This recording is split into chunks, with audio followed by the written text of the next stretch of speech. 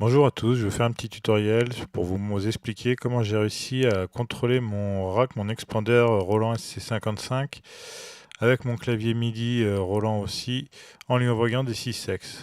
Donc en fait, ça part que l'édition des effets en fait de ce rack n'est pas accessible dans les menus. On est obligé de le contrôler en MIDI via des 6x.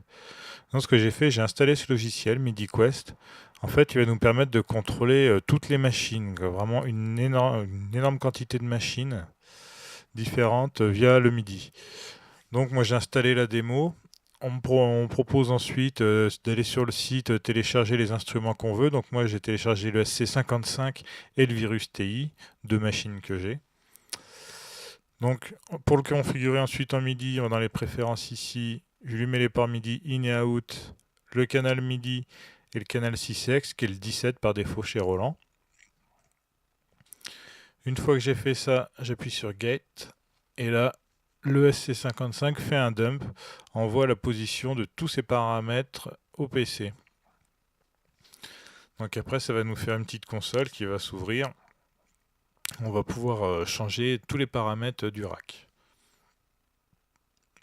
Donc c'est du MIDI, ça a un petit peu de temps, mais bon, ça ne met pas 2 heures non plus, quoi.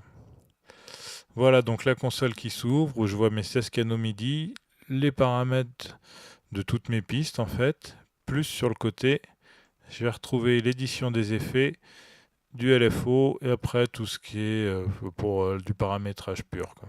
Et je vois au-dessus tout le nom des sons sur chaque piste MIDI, quoi. Donc moi ce qui m'intéressait c'était l'édition des effets.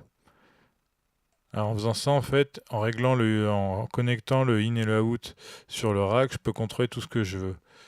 En plus sur ce logiciel, je vais pouvoir retrouver, si je retrouve au bon endroit, donc dans les options, le moniteur, dans Utilities, le moniteur.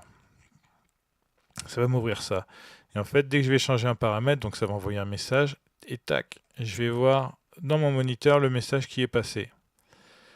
Donc si je prends le chorus rate par exemple, à chaque fois que je change de valeur, ça envoie un message qu'on retrouve ici, donc en hexadécimal. Alors c'est ce code-là en fait qu'il faut arriver à rentrer dans le contrôleur pour pouvoir contrôler le paramètre. Alors en fait ce que j'ai fait, j'en ai changé, j'ai pris plusieurs effets, plusieurs paramètres, que je mettais des valeurs communes et en comparant les messages, j'ai réussi à comprendre. Donc tout ce qui est au début, le F0 et le F7, donc on a toujours au début et à la fin. Ensuite, une série 41, 10, 42, 12, 40, 01, ça qui est commune à tous les messages. C'est toujours la même suite de chiffres. Et je vois ici, j'ai du 3E, 3D, ou si je prends par exemple le suivant, ça va être 3F. Et en fait, ils sont tous, quand on les prend comme ça, là j'ai le 39, 3A, 3B, 3C, etc. Et ça, en fait, ça revient un peu comme les control change, où pour les control change, par exemple, le 7 fait le volume.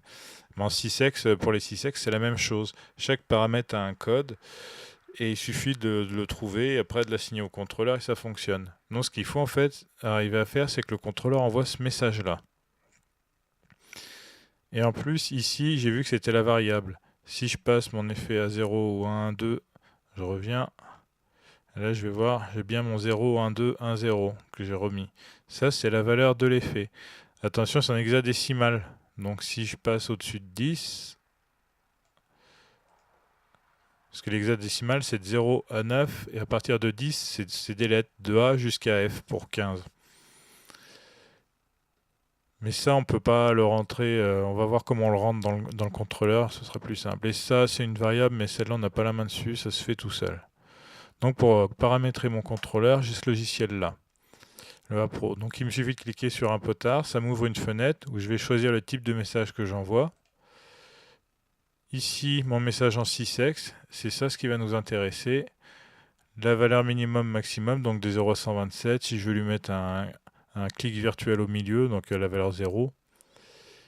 Et donc c'est ça qui est le plus dur à déterminer. Bon alors je me suis aidé aussi avec le mode d'emploi de mon clavier, qui m'a quand même bien aidé, où Roland explique qu'il faut donc monter un message comme ça. Donc on a toujours F0, F7 au début et à la fin. Ma suite de numéros, je disais qui était commune, 41, 10, 42, 12, 40. Sauf que faut rajouter ici SS, c'est le début de la zone de calcul. C'est expliqué comme ça dans le manuel. Ensuite, je vais avoir toujours mon 4001 qui est commun à tous les messages. Et c'est là où je vais retrouver l'équivalent de mon control change, le numéro en 6x pour chaque paramètre. Donc là, pour le chorus level, c'était 3A. Si je reprends ici, que je bouge mon chorus level, je vois bien que ici, c'est le 3A. Et après, la variable, là, c'est la valeur qu'on envoie. Donc forcément, par définition, on ne peut pas mettre de valeur vu que c'est une variable. Donc il faut marquer dt comme data. Ensuite, on met S1, ça c'est la deuxième variable qu'on ne maîtrise pas, mais en mettant S1, ça fonctionne à 99% du temps. Sinon, dans les manuels, il s'est bien expliqué quand même, une fois qu'on en est là, c'est pas ce qu'il y a de plus compliqué. Et donc, je paramètre tous mes potards comme ça. Ou donc, si je prends, donc ici pour le chorus level, on voit que c'est le 3A. Le chorus delay, le 3C. Le chorus rate, le 3D. Chorus def 3E, etc. En fait, il suffit de construire le message une fois et à grand coup de copier-coller, on a juste cette valeur-là à changer.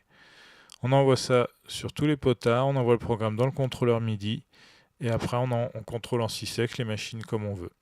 Voilà.